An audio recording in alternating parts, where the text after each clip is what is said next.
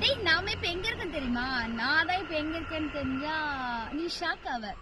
ஏன் சொல்லிடா, நாகர்கோயிலுக்கு காளிகேசம் ஒரு கோயிலுக்கு தான் வந்திருக்கேன். ஆனா கோயில் அங்க இருக்கு, நான் இங்க இருக்கேன்.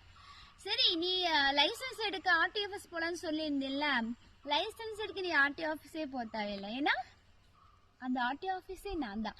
நீ என்கிட்ட 8 போட்டு காட்டு, 9 போட்டு காட்டு, எப்படி தொடங்கணும், எங்க தொடங்கி எங்க முடிக்கணும், எப்படி மண்டே மூவ் பண்ணணும், அது எல்லாமே நான் சொல்லி தரேன்டா. எல்லாமே நீ என்கிட்ட போட்டு காட்டு, நான் உனக்கு லைசன்ஸ் தரேன்.